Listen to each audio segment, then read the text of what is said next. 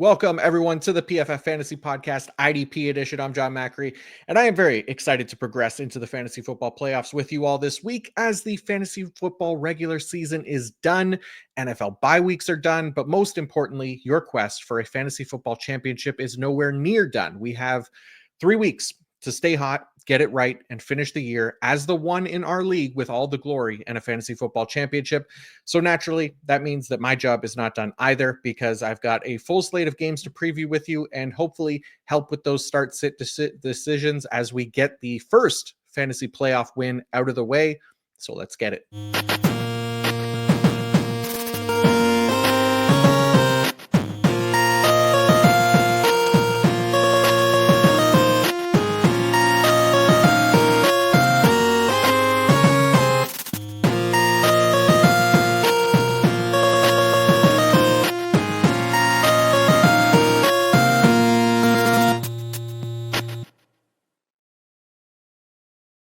All right, folks, here we go. Fantasy football playoffs. This is what it's all about, do or die time. So those start-sit decisions become even more crucial, and I'm going to do my best to help you through it. But yeah, as usual, I'll be going game by game, breaking down all the key matchup data, player insight, and information to help you with your lineup decisions. Again, I'm recording this on Wednesday evening here, so still not the most reliable practice reports just yet, but I'll always look to hit on the options, at least, for if a key IDP is or isn't going to play. But then you can also check out the IDP rankings linked in the episode description, the IDP fantasy report for like snap counts, waiver targets, all that kind of stuff. And I will also include timestamps in the episode description as well, so you can find the games that you're looking for, since there are so many this week. But yeah, man, I'm fired up. Let's do this. Our fantasy football playoffs begin with Thursday night football between the Los Angeles Rams and the San Francisco 49ers. So let's start with the Rams. And I guess let's go with their defensive line. Going against a 49ers offensive line that has been fine in pass protection, although they're undoubtedly better with Trent Williams at left tackle, but he has already been ruled out for this game. He was ruled out here on Wednesday. Jalen Moore he's actually been pretty solid so far in place of Williams, but it is at least a better matchup for Jared Verse with Trent Williams out of the game. So Verse has gone 4 straight games without a sack, but continues to play at a high level, enough so that he's in that kind of edge 2 consideration this week. Byron Young, a little lower in the ranks. He's probably more of an edge 3.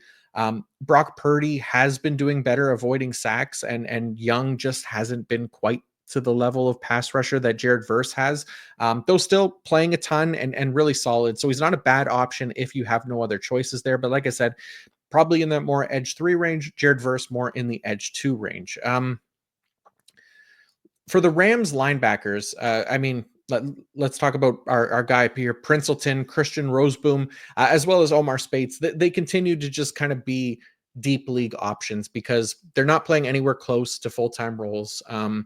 The nice thing about Roseboom, obviously, is his efficiency, but the 49ers rank just 20th in tackles per game to linebackers, and the 49ers are well below average in offensive plays per game as well. So when you think about a guy like Roseboom playing 80% of snaps, like he's at risk of being like probably fewer than 50 total snaps for the game.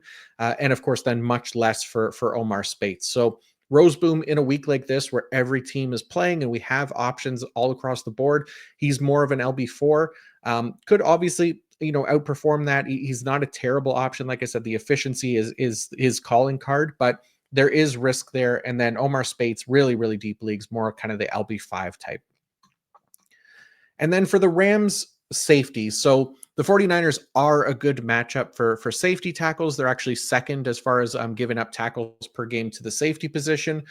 Obviously, I'm going to like this more for Quentin Lake than Cameron Curl. He's just been more productive than Curl for like 99% of the season at this point. So Lake is also getting the better alignments again. He's still playing mostly in the slot, but that's allowed him to see more snaps in the box, at least more so than Curl, right? Curl played just 14% of his snaps in the box last week. So Cam Curl more of a safety three this week, even in a good matchup because of the deployment. And obviously the history of kind of inefficiency as well for this season as well. So Quentin Lake, I think, is a top five safety option this week. Again, the matchup, the alignment, the history of production, everything that Quentin Lake has going for him, we like to see that. So hopefully he can deliver here on Thursday Night Football, get us off on the right foot. All right, let's go to the 49ers.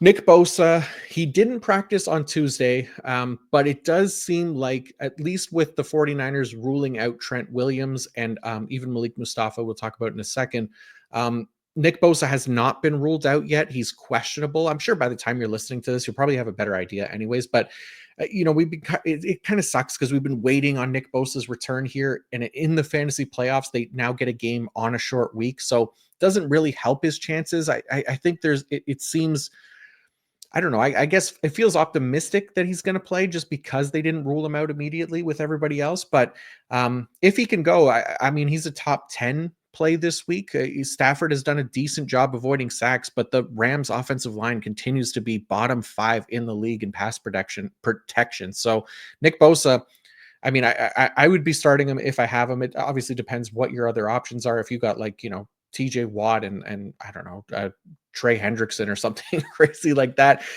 then yeah, maybe you're not starting Bosa, but yeah, most times we are going to be starting him. I mentioned Malik Mustafa just a second ago, but he interestingly was actually the one to stay on as a starter when Talanoa Hufanga returned off IR last week. I thought Mustafa would be the one that got bumped from the starting lineup, and Jair Brown would stay on as the starter just because that was what they were doing before the Hufanga injury. But it appears for now that Mustafa was set to keep the job. He's unfortunately not playing in this game. So Jair Brown is likely going to be the full-time safety once again next to Talanoa Hufanga. These guys more kind of safety 3 types. I would say it's not the worst matchup in the world. It's a little bit average, but 49ers deployment, how they deploy their safeties are typically more 2 high shells. So they're not getting a ton of work in the box. If I had to pick one, it would probably be Hufanga, but right now they're not the ideal targets. And then the linebackers for the 49ers, Fred Warner continues to struggle. We highlighted it last week, his pre and post injury production and his grades and everything like that.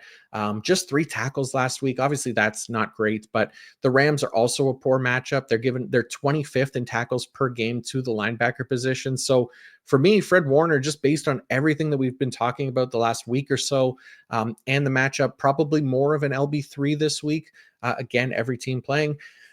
I also highlighted my concerns for Devondre Campbell on the recap show this week, talking about how in week 13, he was rotating with D Winters a bit. And then last week he was replaced by Winters before they even got to garbage time, while Warner was still in the game. So I'm definitely concerned if Campbell is in your starting lineups. I'd be looking for a safer option. I would not be putting Devondre Campbell in lineups. I know he led the team in tackles last week with 7. So there's some floor there. If you do have to start him, I just worry that his floor could also not be too different than his ceiling as he continues to lose playing time. And then the other piece of it too is Dre Greenlaw could potentially return this week as well. It looked like he practiced this week. Seems like he's ready to go. I don't know if he'll play a full complement of snaps, but if he's cutting into anyone's snaps, it's probably Devondre Campbell, right? So let's get Devondre Campbell out of lineups here. Hopefully you listen to this before Thursday and we'll have a good chance to make a move there.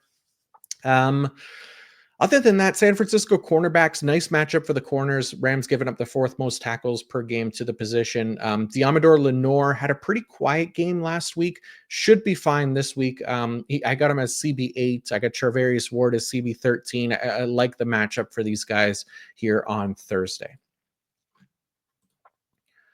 Okay, let's go to the Dallas Cowboys and the Carolina Panthers next. And we'll start with Dallas, who obviously lost DeMarvion Overshown, torn ACL, MCL, PCL. Like he's done not just for this year, but potentially next year as well. Like this sucks for Overshown, who had been showing so much promise and already a guy who missed like his entire rookie year due to injury. Hope that we see him bounce back and overcome this, but In the meantime, rookie Maris Leofau, I have his LB 48. So not too high just yet. He becomes, I think, an option just for deeper leagues for now, as he should be expected to kind of fill in for, I'd say, the majority of snaps for Overshone, as he did the rest of the game on Monday Night Football. Now, I say for deeper leagues, more in that kind of LB4 territory, because there's at least a chance that Damone Clark could potentially see snaps as well, since he did play ahead of Lufau back in week 6 when Eric Kendricks was out. So there's some precedence of Clark being ahead of Lufau on the depth chart, though Clark was a healthy inactive last week. So the concern isn't really like enough that he'll play more than Lufau. He just might take some snaps away, kind of thing, like if they want to spread the workload out a little bit more. Kendricks, I like him more of a kind of a low end LB2 just because of the matchup. And yeah, that is kind of the other part of it, right? For Lufau is that it's a shit matchup against the Panthers. Panthers are 28th in tackles per game to the linebacker position. So Lufau, I think, for deeper leagues, we can try him out. For the more shallow leagues that we're starting Overshone every week, I don't think he's necessarily that one-for-one replacement just yet, but we'll find out. Micah Parsons, he's going to line up a lot against Taylor Moton. Moton, 81.3 pass blocking grade on the year. That's 16th among offensive tackles. Parsons still an elite pass rusher, though, right? Continue to start him. Just worth noting, I think that, Bryce Young as well has also continued to improve at avoiding sacks. So it's not an easy matchup, but there aren't like many better pass rushers in the league at this point than Micah Parsons. 91.3 pass rush grade on the year. He had 10 pressures last week and 3 QB hits. So despite not getting the sack, he still played really well. He was held a bunch as well. So I expect he should be able to get at least 1 sack here this week, as kind of the man on a mission, I would describe him as this week. All right. Carolina talked about A'Shawn Robinson on the show last week and liking him as kind of a solid DT required option and a top 10 play. And I liked him mostly for the tackle potential, but then he went out and delivered 1.5 sacks as well. So he continues to be an option for starting lineups based on volume, production, and maybe some pass rush upside exists there. So we'll see against a really poor Dallas offensive line as well. I got him as DT 10 again this week. So A'Shawn Robinson continues to be solid. And then Jose Jewell is really the only other piece I think that's of interest right now. I have him as LB 18. Last week, it turned out that the hamstring issue that limited him in practice pretty much all last week was just a non-factor because he had a great game against the Eagles. Gets another decent matchup here this week. The Cowboys giving up the 8th most tackles per game to the linebacker position. Okay, let's go to Kansas City and Cleveland. So let's start with Kansas City. Chris Jones specifically, because I got him as DT2 this week. He's going up against Jameis Winston and the Cleveland Browns, which has been a nice matchup for pass rushers. And there is no better pass rusher on Kansas City, arguably no better pass rusher at the entire position as Chris Jones in the league. As he just kind of continues to dominate. He leads the position with a 90.6 pass rush grade, 59 pressures. He's 3rd in win rate with a 16.8%. He's only got the 5 sacks on the year, right? So people might not be sold on him, but he is as elite as they come. He's playing more than he ever has in his career. He's averaging 83% of snaps. I think he should be locked into DT required lineups every single week. Again, we talk about guys with upside, and Chris Jones definitely has that upside. So like him quite a bit. Nick Bolton, LB 17 this week. Browns are just slightly above average in tackles per game to the linebacker position. Bolton, he's been decent here in the past couple. But again, there's some concerns. We hope for better matchups, and this one is at least on the above average side. A lot of people asking about Chamari Connor as well. Chamari Connor, more of of the slot corner. He's probably listed as a safety on most platforms, if I remember correctly, and he's probably going to get some action this week. The Browns are actually among the more 11 personnel heavy offenses in the league. They also like to pass a ton. So Jamari Connor, probably an option for you. He's not going to necessarily be a full-time player, like 100% of snaps, but 74% of snaps, if you can live with that, if you're willing to put him into a lineup in deeper leagues, I think this is a fine matchup to do it. But just keep in mind, there are plenty of other starting safety options out there for you. All right. On the Cleveland side, Myles Garrett should see a lot of DJ Humphries, who started his first game in almost a year last week. So he allowed a sack, he allowed 2 QB hits, 5 total pressures, and a 56.9 pass blocking grade. So Myles Garrett remains locked into our lineups. As for the Browns linebackers, Jordan Hicks, I got his LB 27. Diabate is LB 45. It's actually a good matchup, like top 10. The Chiefs are as far as giving up tackles to linebackers. The only thing is, like, Hicks, he's inefficient as a tackler. 11.1% tackle rate on the year. The Browns play a very man-heavy defense, so that plays a big part in that. And then for Diabate, he's not a full-time player, right? So he's about 80% of snaps, sometimes fewer. So those guys are a little bit harder to trust, but it at least is a better matchup if you do have to put them in there. And then Grant Delpit, I have his safety 11, played 51% in the box last week. I'm going to continue to trust that for his tackle potential. The Chiefs are slightly above average as far as tackles per game to the safety position. So continue to like Grant Delpit. Okay, Miami and Houston is next up on the list. So we'll start with the Dolphins, and I guess we should talk about Zach Sealer a little bit. So he's coming off a 2-sack performance in Week 14.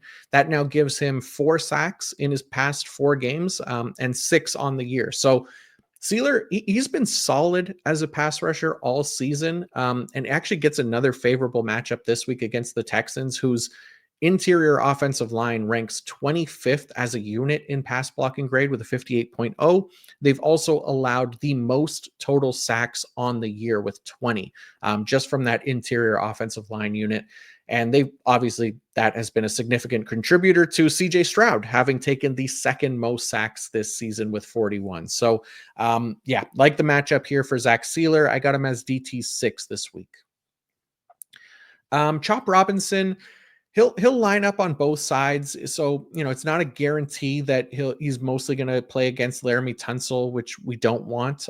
Though Titus Howard hasn't been bad on the other side either. The good thing about this for Chop Robinson, if you are starting him in deeper leagues, is that, like I said, CJ Stroud giving up quite a few sacks, second most in the league here with 41. So Chop Robinson, probably more of that low end edge 3 range, I think, at this point.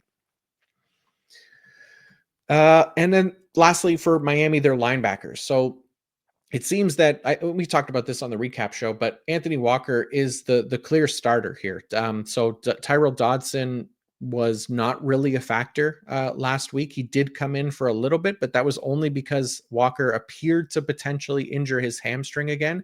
It was for 6 snaps. Walker was able to get back in there. Dodson went right back to the sideline. So Tyrell Dodson should not be benched, or he should be benched, and he should probably be dropped at this point, especially in redraft and things like that. We don't need the Tyrell Dodson on the roster right now.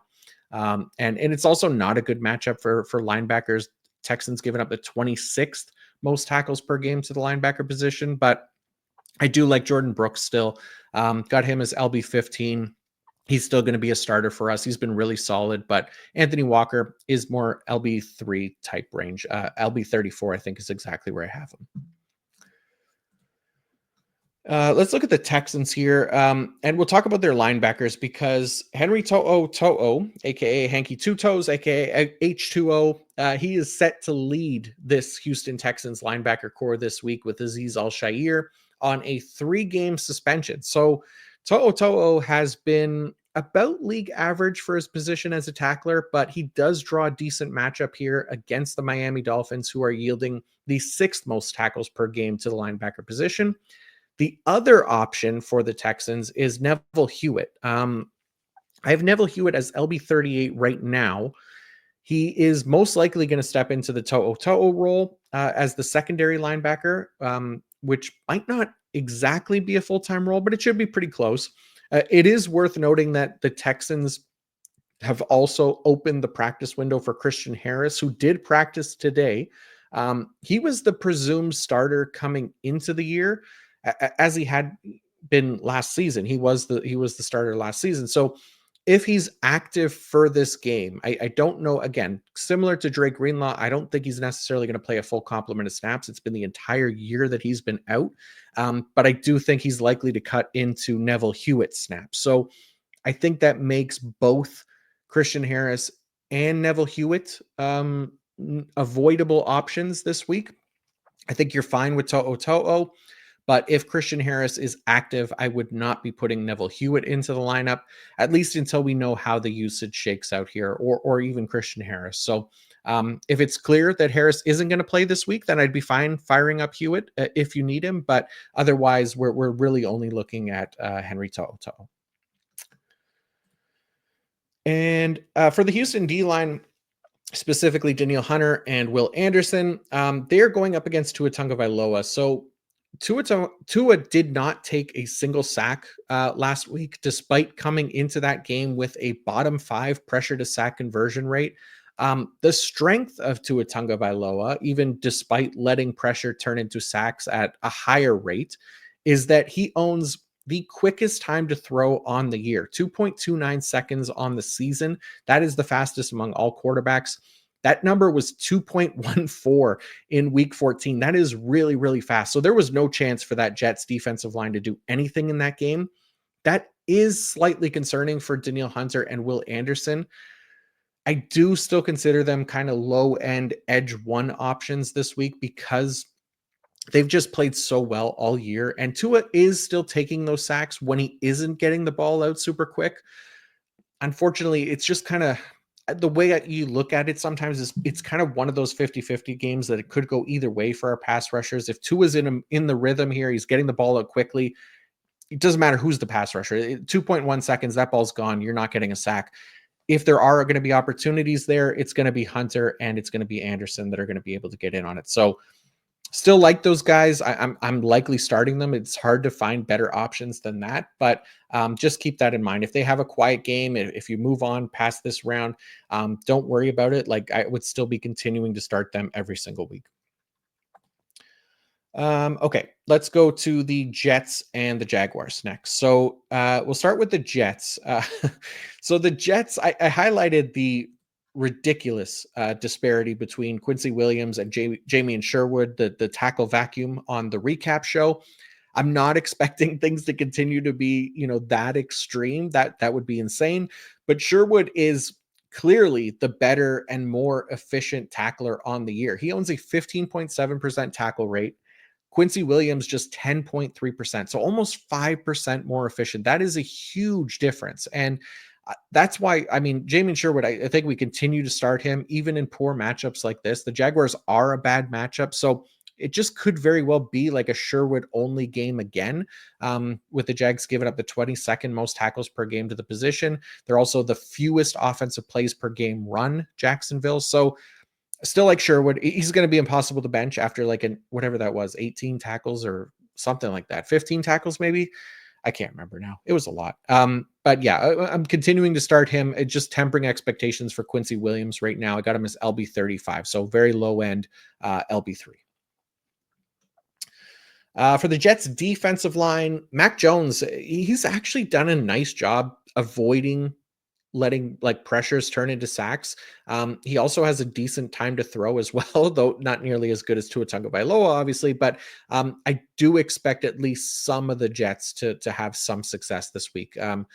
Will McDonald, that got as a low end edge 2. Hassan Reddick is like a deeper option, edge 40-ish. Quinnen Williams, DT 9. Quinnen Williams, for DT required leagues, he's going to be a really tough sit. But yeah, it's just, the Jags offensive line hasn't been great. It's still Mac Jones. He's doing a decent job getting the ball out quickly, but not the most mobile of guys. And then, other than that for the Jets, their safeties, they're deploying a 5-man rotation. Please do not put any of the Jets safeties in your lineup. Like Chuck Clark did play the most last week, but it was 80%. We talked about this on the recap show as well. I don't want to repeat myself too much for you guys that listen to both, but Again, there are usually about two full-time safeties, 100% safeties for almost every team. So we can find a much safer option than the anybody on the Jets at this point. Okay, Jacksonville. Josh Hines Allen continues to play really well. He got another sack last week. Aaron Rodgers is also bottom 10 in pressure to sack conversion rate this season. Allen should line up almost exclusively versus Olu Fashanu, their left tackle, who ranks 66th out of 79 offensive tackles in pass blocking grade this season. So I got Josh Hines Allen as edge 9. Trayvon Walker, I got as edge 13. He's going to line up against Morgan Moses, who is the better pass blocker, but Walker's just playing a ton, and he's facing a quarterback who is prone to taking sacks at least. Actually, fun stat here for for Trayvon Walker. This is per the late Sam Monson, formerly of PFF. Aiden Hutchinson has not played since October 16th. So we're coming up on 2 months without Aiden Hutchinson. He still has 4 more pressures on the season than Trayvon Walker. And I was looking at the snap discrepancy as well. Trayvon Walker has played 212 more pass rush snaps than Aiden Hutchinson this season. So the difference between the two, even with a broken leg, remains massive. And that includes for Dynasty, as far as I'm concerned, like Aiden Hutchinson.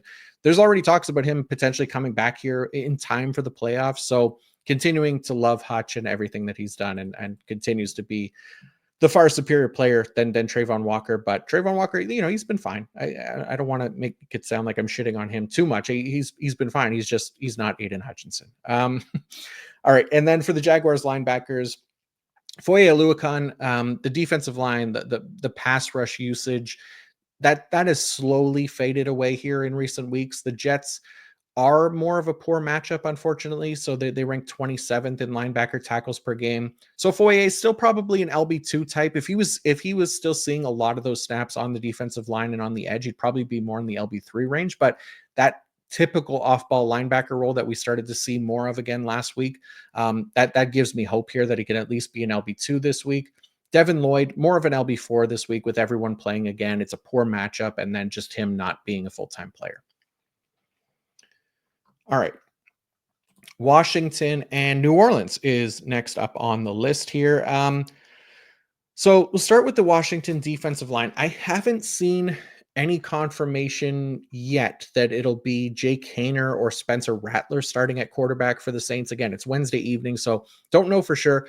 I used Rattler's data in the slide there, and if it's Rattler, it immediately turns into an amazing matchup for the Washington pass rushers, because on top of the bad offensive line, Spencer Rattler also owns the second worst pressure to sack conversion rate on the year. So Dorrance Armstrong, we've talked about him. He's a solid player. He just hasn't had any sack luck. You look at him this week, you might see a little bit better if it's Rattler back there. Could be a streamer. Deron Payne, I got his DT11 this week. I know he hasn't been amazing, but again, nice matchup for him. But Frankie Louvu probably specifically, since he rushes so much, this feels like another one of those games where he could get home with a sack. And it's also a great matchup for linebacker tackles as well. So Frankie Louvu feels like a nice play this week, as well as Bobby Wagner. I got his LB4 this week, again, because the Saints are giving up the third most tackles per game to the linebacker position. Jeremy Chin, the usage is still solid. He's just more of kind of a safety too. He's playing more in the box, but he's just really been like kind of a little bit above average as far as a tackler for the position. I think he can be probably considered more of a high-end safety too, just because of the usage in the box, but not the most amazing matchup this week. So there will be better options that you potentially have on your roster over Jeremy Chin this week.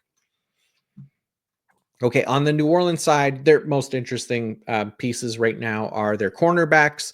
So Ugo Amadi, I have his CB14 this week. I've highlighted him many times already this season, and because he's getting that prime usage in the slot, making the most of his opportunities as well as a productive tackler for the position. None of that's changed. He's really done this recently in some more favorable matchups for nickel corners, going against teams that spend a lot of time in 11 personnel, and that keeps him on the field, right? So this week he's going against the Washington Commanders.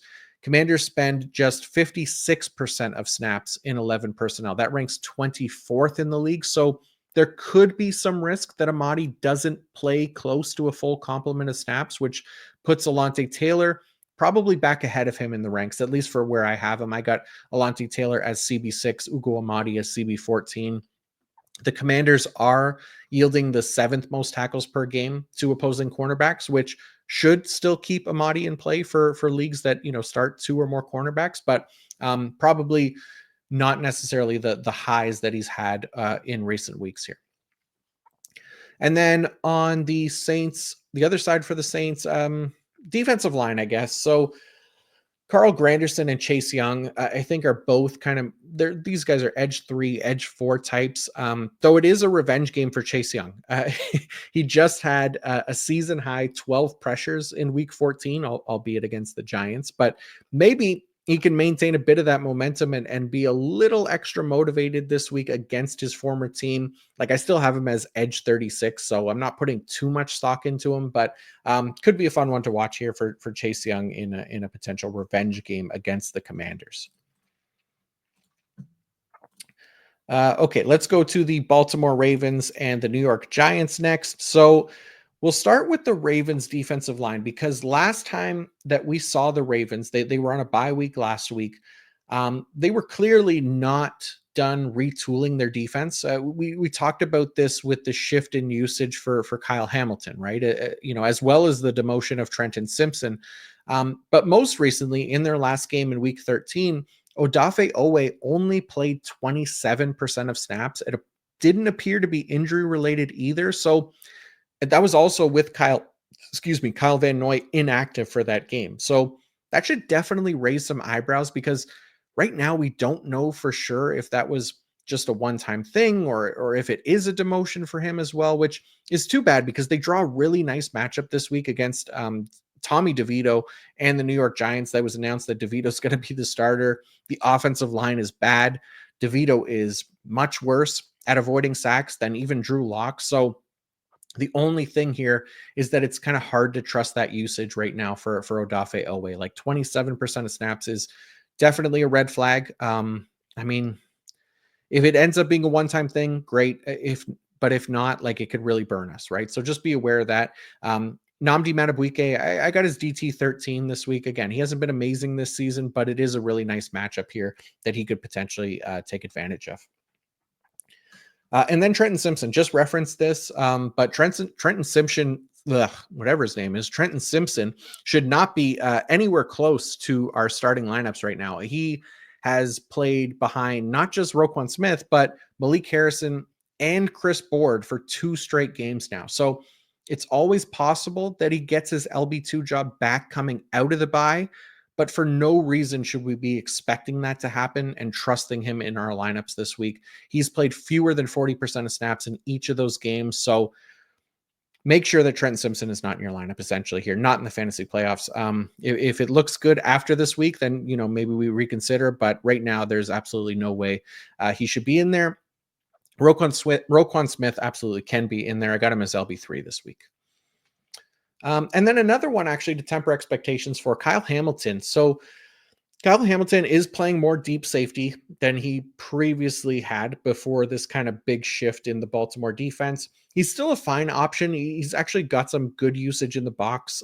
Last game, it was like 40-ish%, but that's going to change from week to week depending on the offense. And part of the problem this week is that the Giants rank just like 22nd in safety tackles per game. So I got Kyle Hamilton more in the safety 2 range this week. Not necessarily a must start, right? There could potentially be other options that I like ahead of him.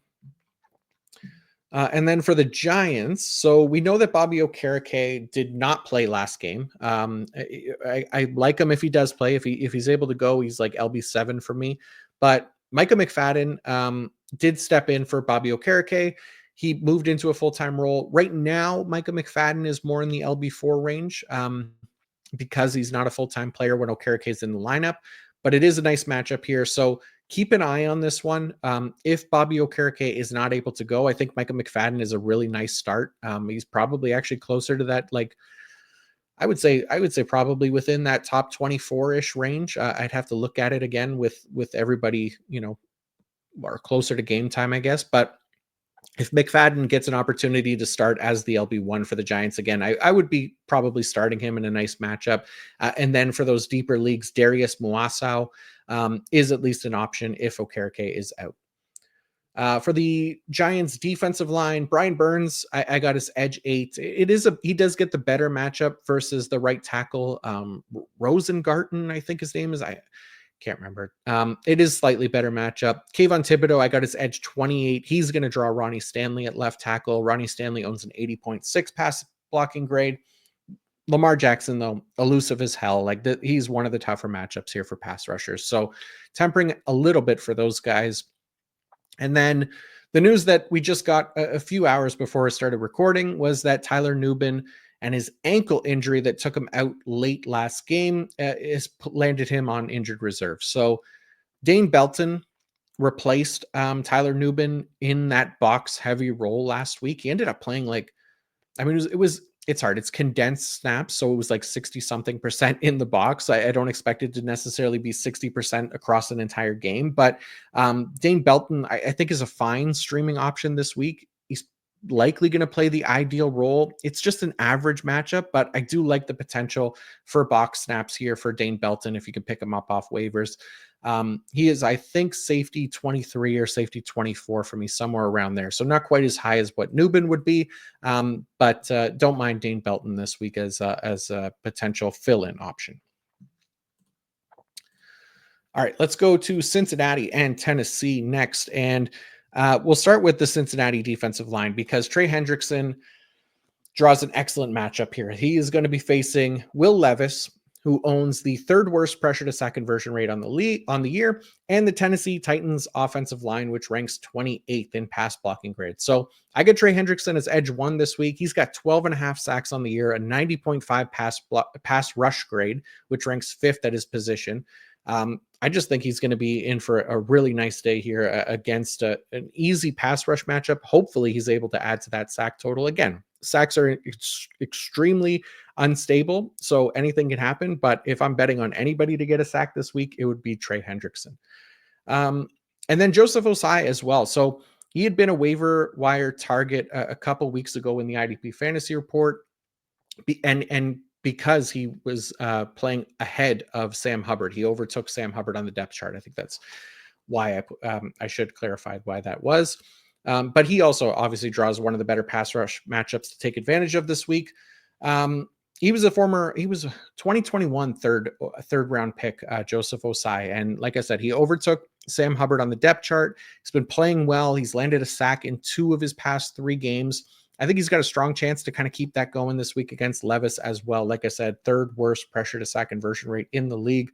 Myles Murphy, actually, former first round pick, also played quite a bit last game, just slightly more than Osai, but it was actually it was pretty even. So Hubbard was nowhere near enough snaps close to those guys. So Murphy, again, former first round pick, just hasn't shown a ton yet. So I'm not really ready to put him into any lineups yet, but I do like Joseph Osai. So just keeping an eye on matchups like that.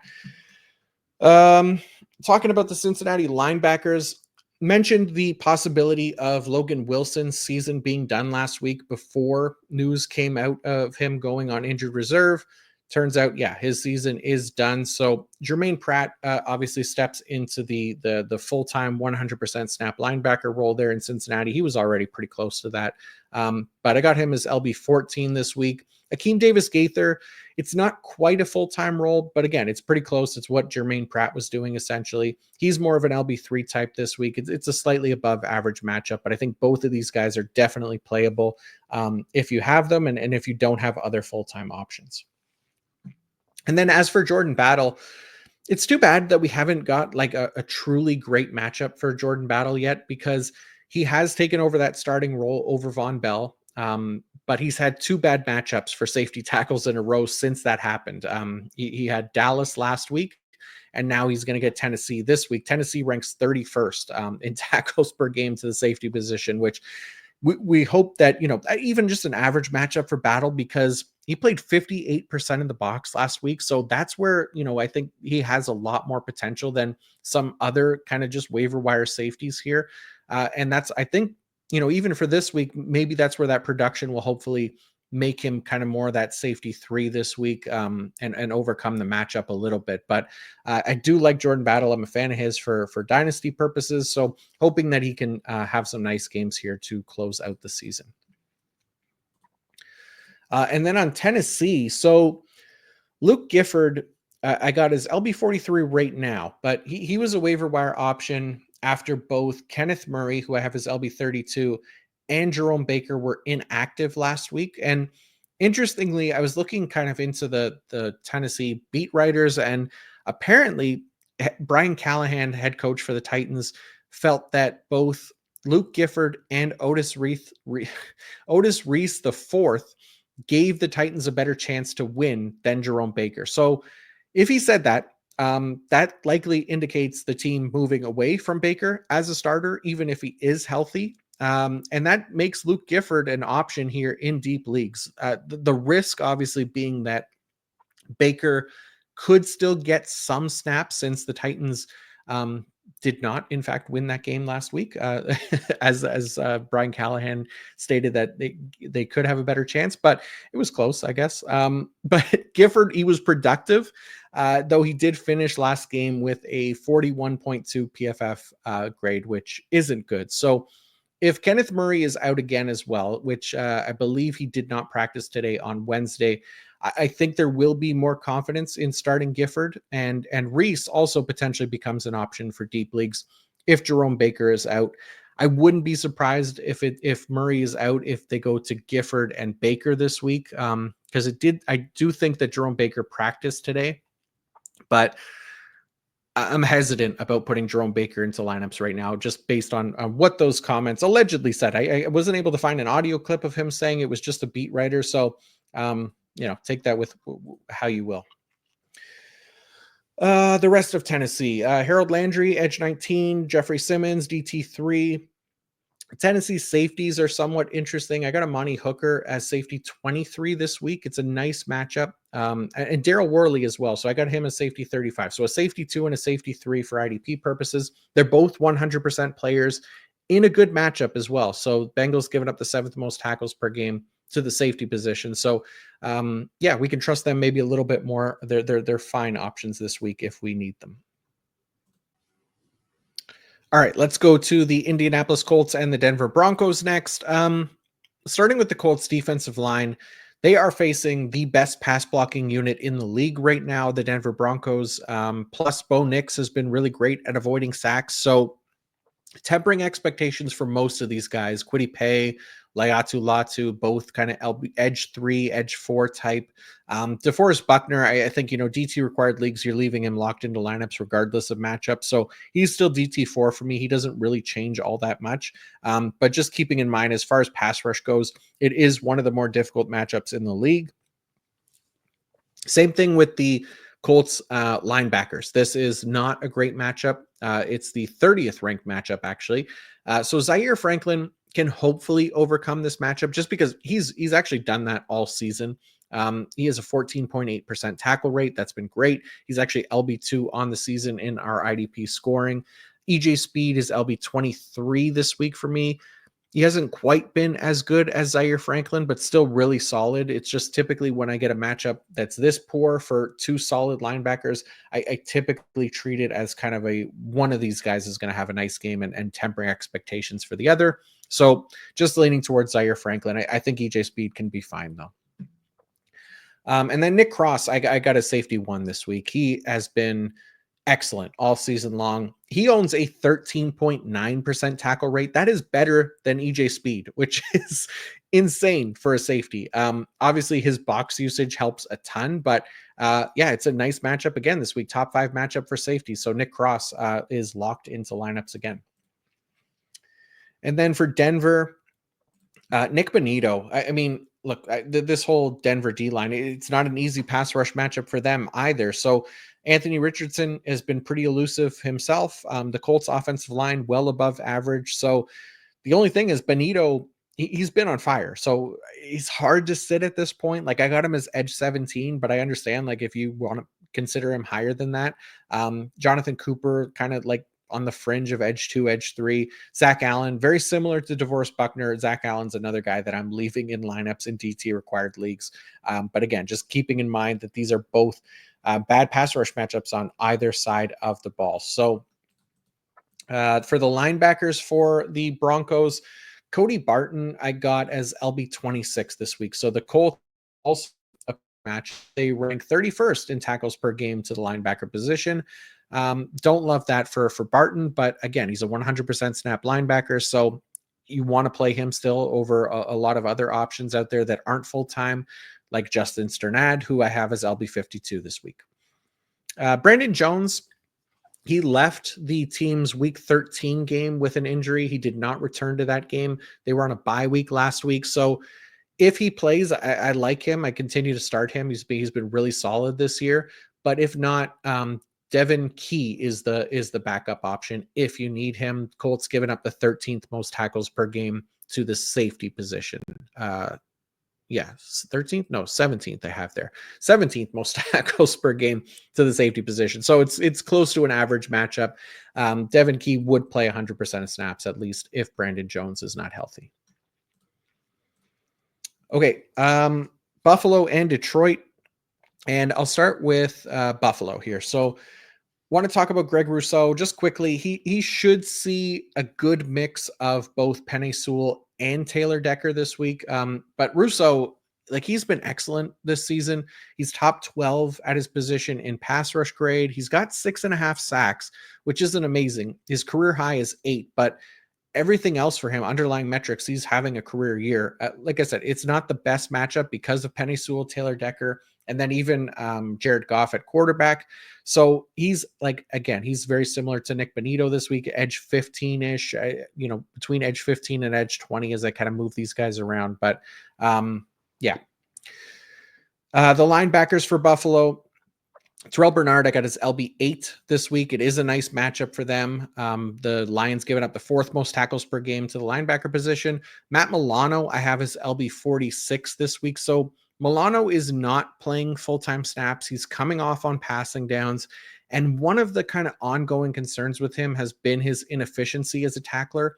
9.2% tackle rate through the first 2 games of this year, right? So just to compare that to Terrell Bernard, 14.8%. So that's another like plus 5% difference. So we're definitely glad that it's Bernard getting 100% of the snaps and Milano in the sub package role and not the other way around, because we can take advantage of Bernard's efficiency a little bit more. But for Milano, just more of kind of that LB4, even in a really nice matchup. Like he'll have his games. It could very well have one this week, but tempering expectations just based on his history of inefficiency and the non-full-time role. And then the Buffalo safeties as well. Taylor Rapp coming off a really nice game. Damar Hamlin as well. Actually, both those guys coming off monster games, getting double-digit tackles last week. This is the 7th best matchup for safety tackles. So like Taylor Rapp, like Damar Hamlin, these guys are starting options where you're starting 2 or 3 safeties. I think both of them could be fine. Zadarius Smith, looking at the Lions, Zadarius Smith, he's the Lions' best pass rusher right now. They're lining him up everywhere, actually.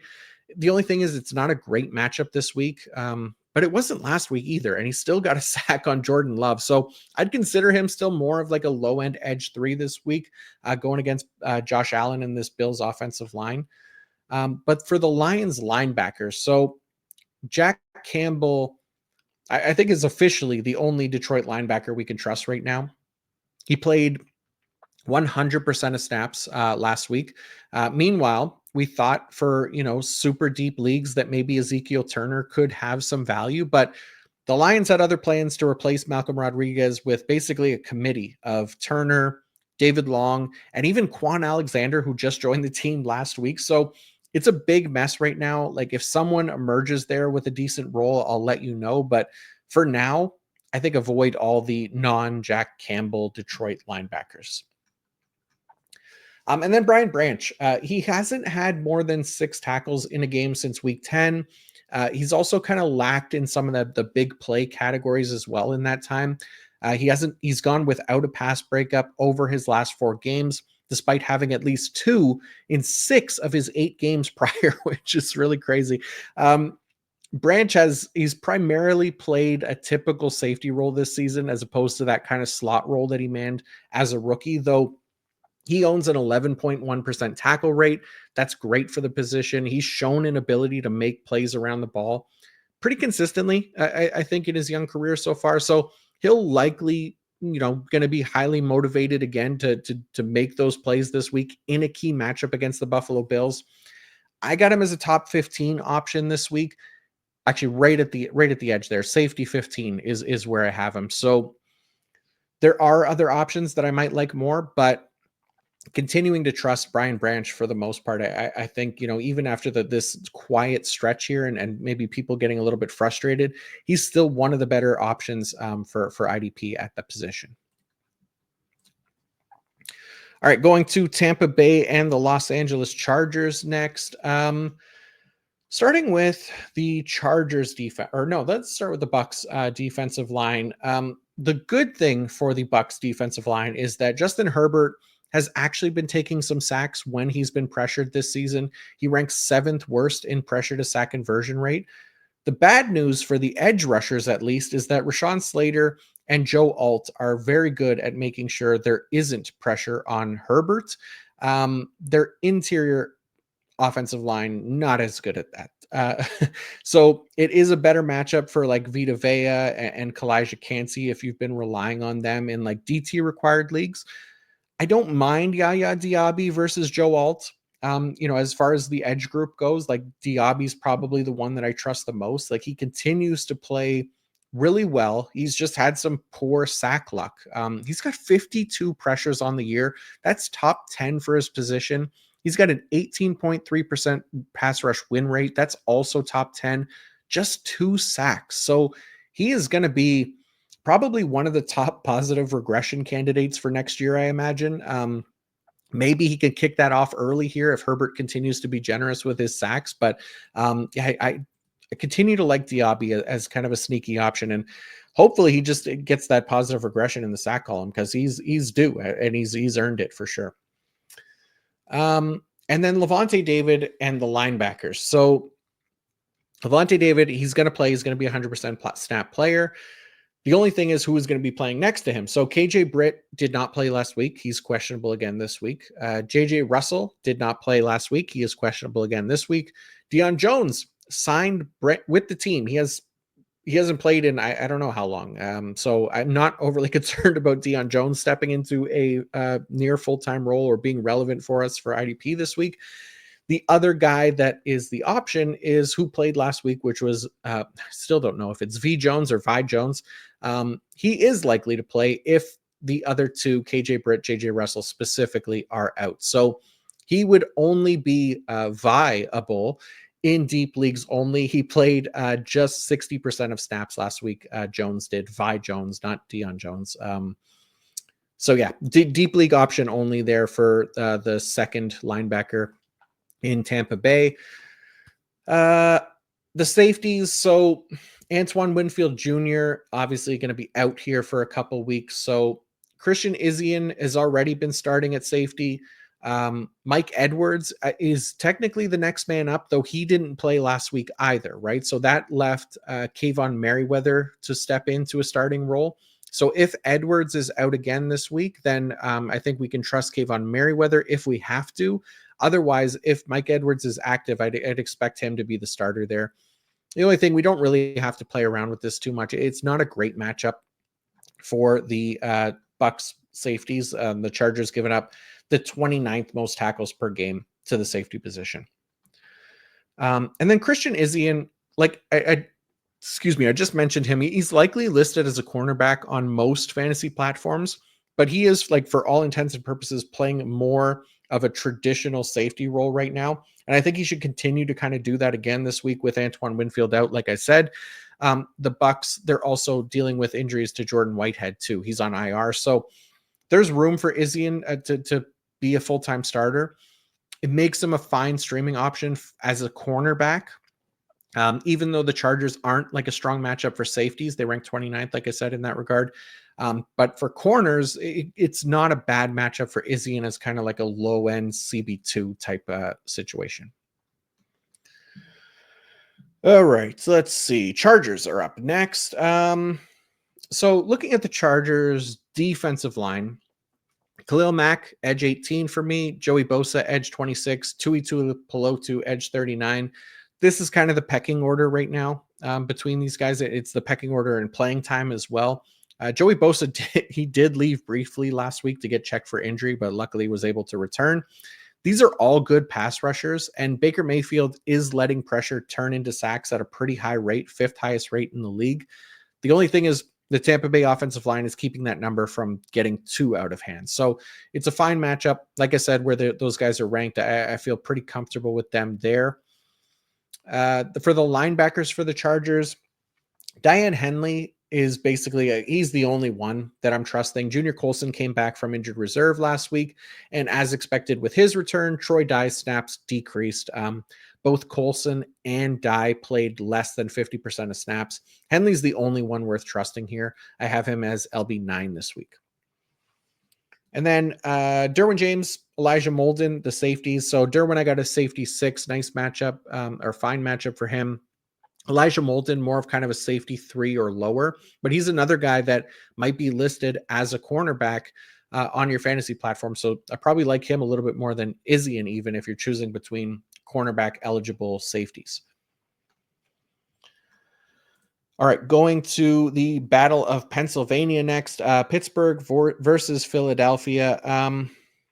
Starting with the Pittsburgh defensive line. So Alex Highsmith returned last week after a 3-game absence, delivered a sack to go along with elite pass rush metrics with a 90.6 pass rush grade.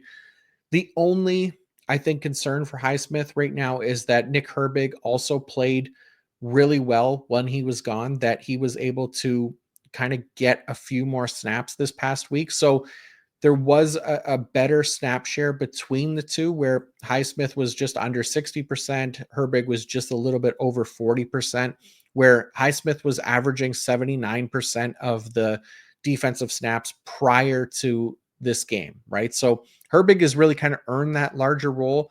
He appears to potentially be cutting into Highsmith snaps for now. Highsmith, still one of the top pass rushers in the league. I got him as edge 14 this week. The other negative part of it for Highsmith is that he is going against Jordan Mailata, who is the number 1 graded offensive tackle overall on the year with a 95.0. He is number 1 in run blocking grade with a 94.2, and he is number 2 in pass blocking grade with a 91.1. This is a tough matchup for Highsmith, though he himself, like I said, has been very good. He owns a 90.0 pass rush grade on the year. That is 6th best. On the other side, TJ Watt gets Lane Johnson, who also ranks as a top 10 for offensive tackles in all those categories that I just highlighted with Mailata. So tough matchup across the board. You're not benching TJ Watt, though. The saving grace here is that Jalen Hurts has the 11th worst pressure to sack conversion rate. So still possible for these guys to get home and get us a sack this week. Patrick Queen, nice matchup for him. It's fine. He's just another guy that's been below average as far as tackle rate goes. So he's like kind of the low end edge or LB2.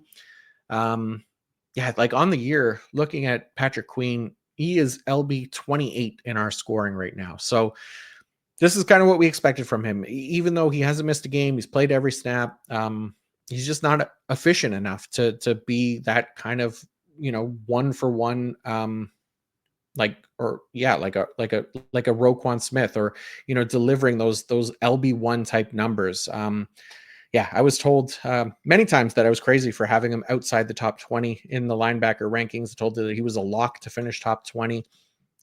He's played every game. He's not top 20 right now. So that's what it is with Patrick Queen. Deshaun Elliott is interesting again. It's still not a perfect snap share, which is always a little scary because it says that the team doesn't fully trust him. Like he played 88% last week. And then as we go back, played 90%, 91%, 75%, 70%, 75%. Only 2 games all year where he played every single snap. So that being said, he's really efficient when he's out there. He had 11 tackles and 13 tackles over his last 2 games, respectively. He's getting nice usage in the box, which helps a ton. So I got him as safety 17. It's possible that he also misses this game as well. So that's the other risk to it. It's also not a good matchup. So I don't love necessarily grabbing like DeMonte Casey as a replacement. The Eagles are 24th in tackles allowed per game to the safety position.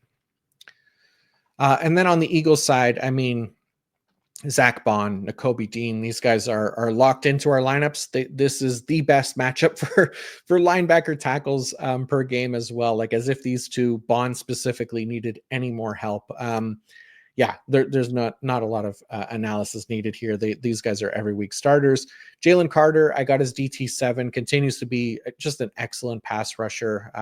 Hopefully your league scores QB hits, because that makes a big difference for guys like this that aren't able to get the sacks every single week, right? Again, sacks are such a lucky stat to be able to get, and QB hits is a nice way to kind of hopefully balance that out to give production to our better pass rushers in the league. So Jalen Carter, DT7 for me. Josh Sweat, Nolan Smith, edge 3, edge 4 types. I think they could actually be fine. Like Russell Wilson has a tendency to give up sacks. It's not a terrible matchup, but there's just a lot of options this week. So typically we want guys that we could trust a little bit more and that have shown it to, more consistently, I guess. And then for the Philadelphia safeties, Reed Blankenship did miss last game. If he's back, we can play him. Otherwise, Tristan McCullum might be an option again. Actually, he could be an option anyways, because I think Chauncey Gardner-Johnson also got banged up. So we'll have to see what happens there. But if Blankenship or Gardner-Johnson miss this game, then Tristan McCullum is an option. Sidney Brown was not an option for the Eagles. He was active, but he played only on special teams. So it doesn't seem like they're interested in putting him in as a starter just yet. All right, moving to New England and Arizona. So with the New England Patriots, their safeties are kind of interesting. So talked about this one on the week 13 recap pod, but I haven't had a chance to cover it in our preview pod yet because the Patriots were on a bye last week. But Jabril Peppers returned to the Patriots lineup from the commissioner exempt list. He played a full-time role immediately, and he saw 47% of his snaps in the box. So a really nice deployment, worth targeting off your waiver wires if you need to. Arizona is actually a good matchup for safety tackles, 7th most per game. So I still prefer Duggar. Duggar played 53% in the box. So Duggar, I got a safety 3 this week. Peppers, I got a safety 23, I believe it is. So really like both of these guys. I just, the deployment has been really nice. They're both full-time players. They're giving some IDP life back to the New England safety core after the whole, who was it? Marte Mapu and Del Pettis, and just like a big mess of guys that were not playing full-time roles. So, for IDP purposes, we were happy to plug Peppers or Duggar into lineups this week. This is also a nice matchup for linebacker tackles for the New England Patriots, but I don't know. Jelani Tavai is really the only option. He continues to be a deep league option only. These guys aren't full-time players. And Tavai has just been very, very inconsistent with his production, not great at all. So more LB3, LB4 type at best for Jelani Tavai. Keon White, I got his edge 27. He hasn't been as effective here. Like he's still a fine option, especially we're listed as a DT in like DT required leagues. But the Cardinals are a difficult matchup. Kyler Murray is really elusive in the pocket, and their offensive line has been solid as well. For the Cardinals, Kaiser White and Mac Wilson. So we'll start with them. It's a top 5 matchup for linebacker tackles. So naturally going to like this more for Kaiser White as the full-time option. I got him as LB12.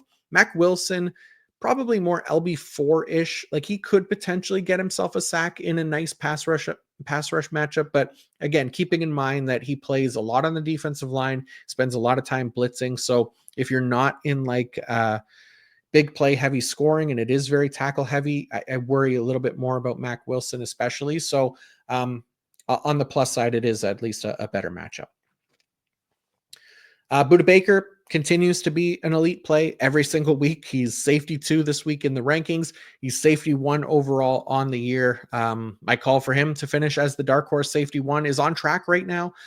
This guy he was being drafted outside the top 12 at his position this offseason, and he is proving that he's not ready to give up that elite IDP mantle. So just shout out to Budda to continue, keeping him as a starter every single week with a stupid 16.6% tackle rate. That is insane for a safety. That is better than a lot of linebackers. So shout out Budda, continues to do his damn thing.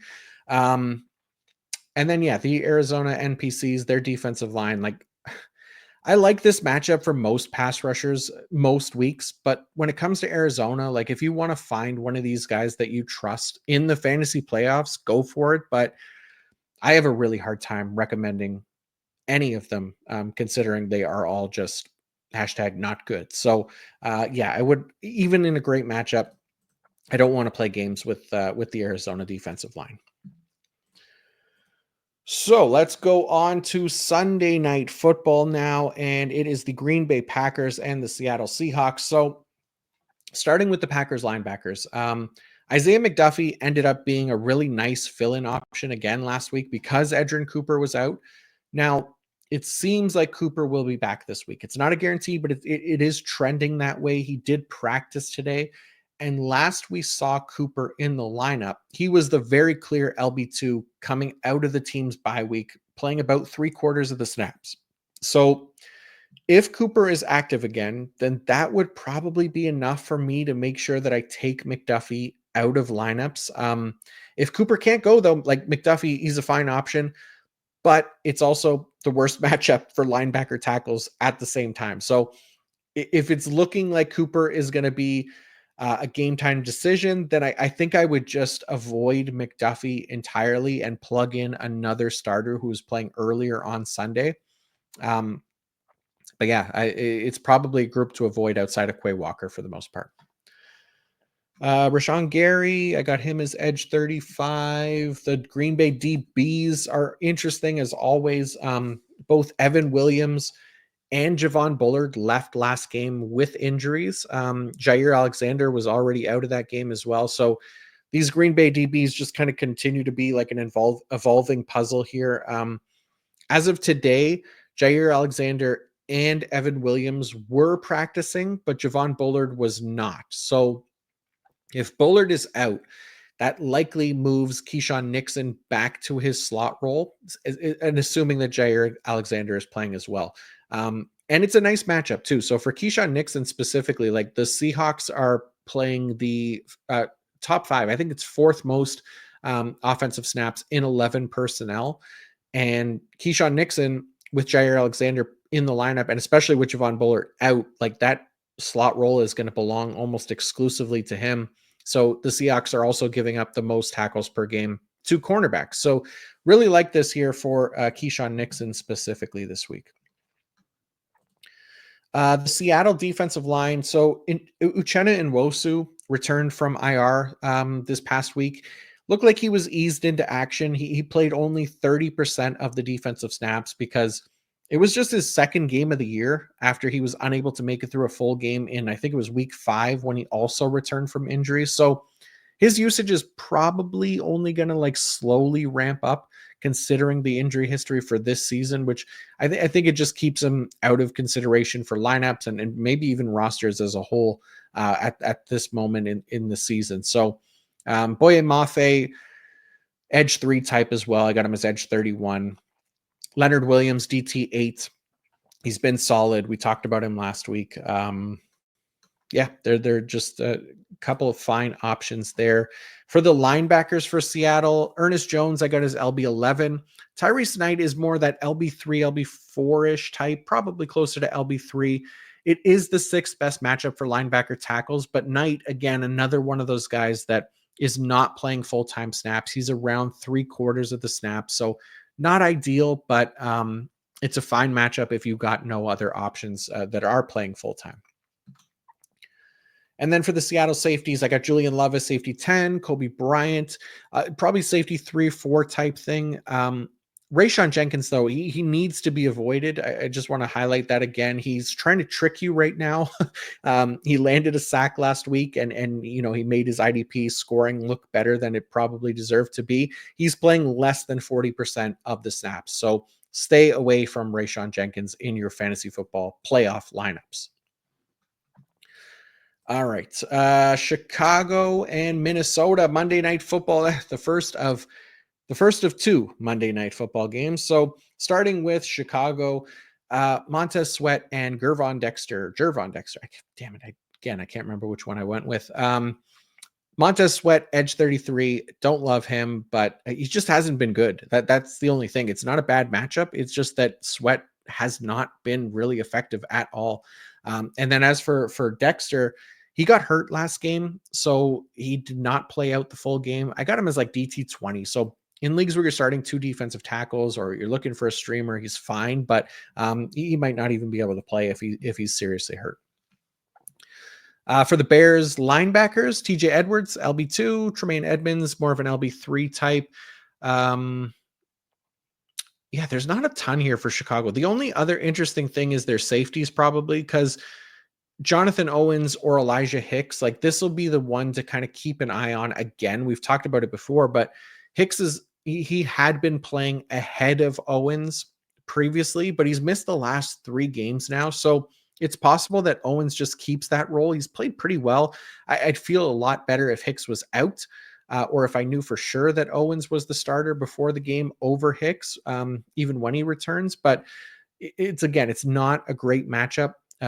29th most tackles per game to the safety position. So it's not a matchup where we should have to risk it this week, I guess. And then Jaquan Brisker still on IR. So just something to keep in mind there with the Owens and Hicks situation.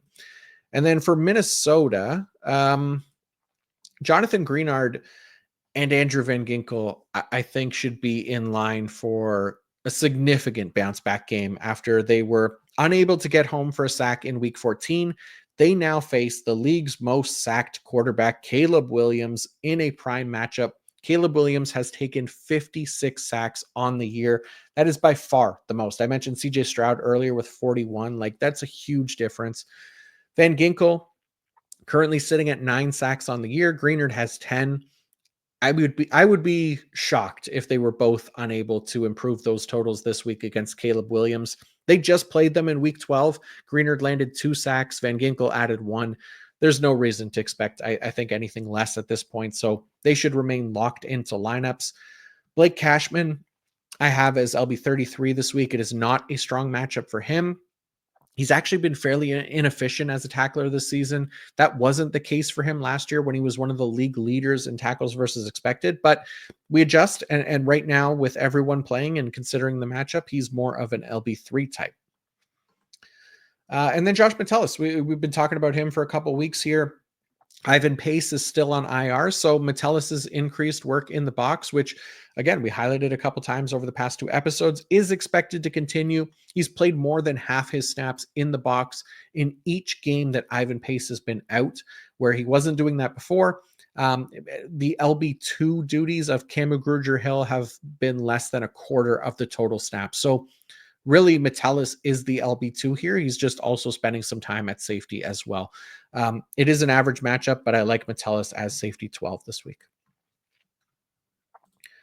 All right, final game of the week. It is Atlanta versus Las Vegas. Man, the the Atlanta defensive line, the NPCs in Atlanta are revolting against me here. Another productive game in week 14.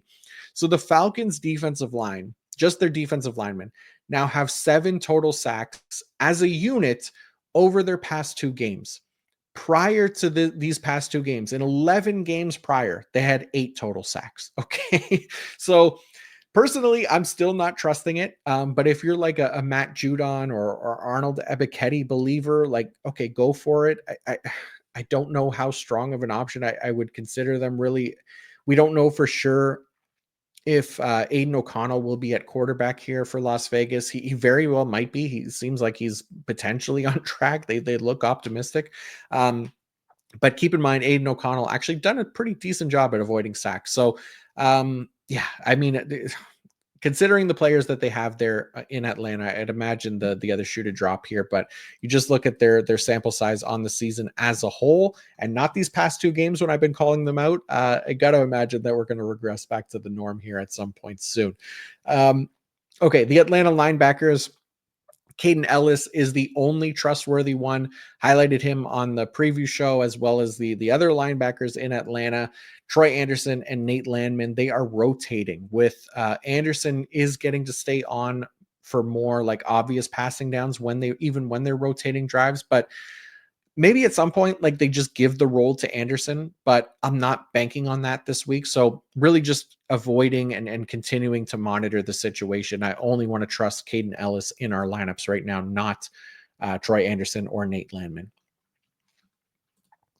For the Raiders, Max Crosby. I mean, 7 straight games with 100% of snaps. He is on an unreal Iron Man streak right now. I don't want to jinx it, but he's still a top 10 edge in IDP on the year, like, and he should continue to stay in our IDP lineups. It is worth noting, like, his pass rush metrics have taken a bit of a hit this season. 70.1 pass rush grade, ranks 31st among edge defenders, but it's the playing time, right? Like, again, that's the key for him. That's his greatest asset right now, playing every single snap. The only thing this week, we just need Kirk Cousins to start taking some sacks, because he's been really annoying for our IDP pass rushing options this year, doing a really nice job at avoiding sacks. So we'll see what Max Crosby can do. For the Raiders linebackers, I got Robert Spillane as LB21, Divine Diablo as LB50. So Divine Diablo, he's not playing full time, but the goose egg from last week is still pretty hard to do, considering he's playing over 60% of snaps, but he'll just remain kind of a deep league option only. It's not a great matchup. The Falcons are giving up the 29th most tackles per game to the linebackers. Probably, yeah, let's say this is the last name here for today. Trayvon Merrick. He is safety 5 for me. He is coming off one of his better games of the season in week 14. He delivered 8 total tackles, which included a half sack, a fumble recovery, and 3 pass breakups. His production had been down in the 3 games leading up to last week, but his usage in the box has remained kind of the key for him, staying inside the top 15 IDP safeties, I think, like just that usage being the key. He was rushing the passer a bit more than I think IDP managers would likely want, but he did so less last week and still got in on the sack, which is about as ideal as it gets. So Merrick, he draws a matchup against the Falcons this week, who are allowing the most tackles per game to the safety position on the year, and the most over the last 3 games as well. So expect Trayvon Merrick to remain productive, and why I like him as kind of a top 5 option this week.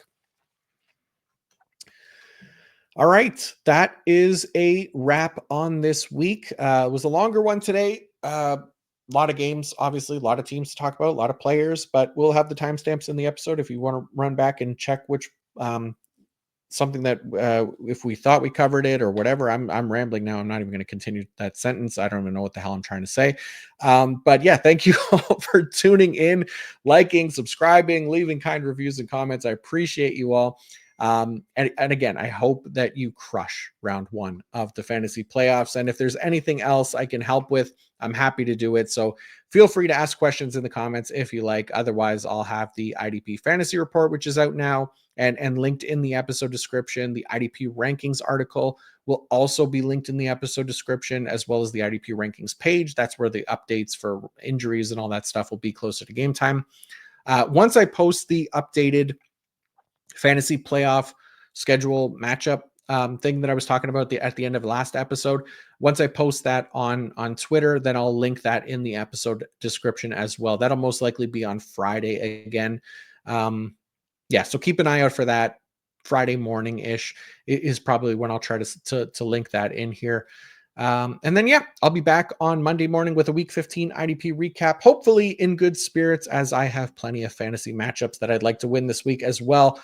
But even if I don't, I'll be there providing the top takeaways. So be sure to check that out. Good luck again. And until next time, peace out.